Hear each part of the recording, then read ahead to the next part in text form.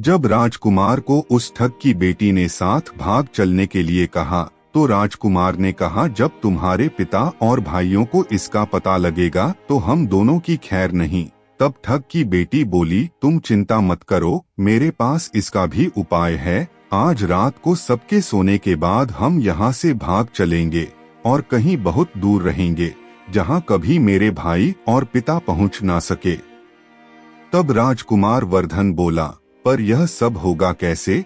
वह बोली, यहाँ से निकलने का एक ही उपाय है।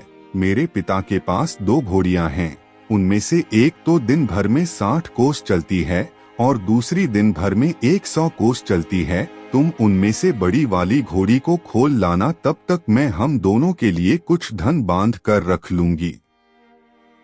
जब आधी रात हुई तब वर्धन घोड़ी को खोलने चला गया। राजकुमार घोड़ी ले तो आया, मगर जल्दबाजी के कारण वह बड़ी के स्थान पर छोटी को ले आया।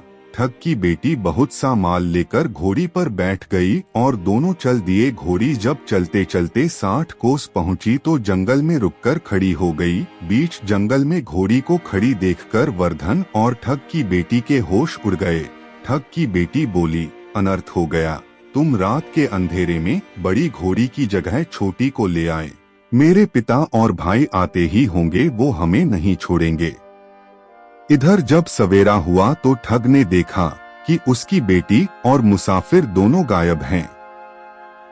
उसने सोचा कि निसंदेह वह बदमाश मेरी बेटी को भगा ले गया है।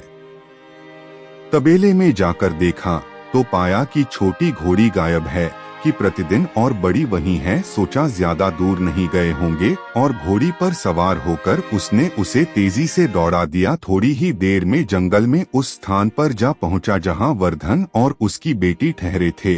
वर्धन ने जब उसको आते देखा तो बहुत घबराया और कहने लगा, देखो तो तुम्हारा पिता आ रहा है, अब उससे प्राण कैसे बचेंगे? लड़की ने कहा, घबराओ मत और जो मैं कहती हूँ उसे ध्यान से सुनो। जाओ, जाकर उस पेड़ पर चढ़ जाओ। जब मेरा बाप तुम्हें पकड़ने के लिए आएगा और पेड़ पर चढ़ेगा तो मैं चुपके से बड़ी वाली घोड़ी पर चढ़कर उसको तुम्हारी डाल के नीचे खड़ा कर दूंगी। तुम कूदकर उस पर बैठ जाना, इस प्रकार हम दोनों बचकर साफ निकल जाएंगे। यह सुनकर वर्धन तुरंत पेड़ पर चढ़ गया। तब तक ठग भी वहां आ पहुंचा। पिता को देख उसकी बेटी ने फंड करते हुए कहा, पिताजी, ये दुष्ट मुझे धोखे से यहाँ भगा लाया, आप इसे छोड़ना नहीं।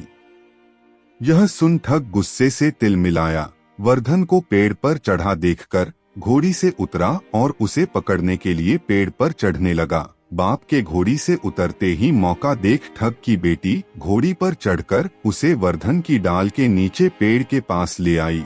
वर्धन तुरंत कूदकर उस पर बैठ गया। वर्धन के बैठते ही ठग की बेटी ने घोड़ी को दौड़ा दिया और ठग हाथ देखता रह गया।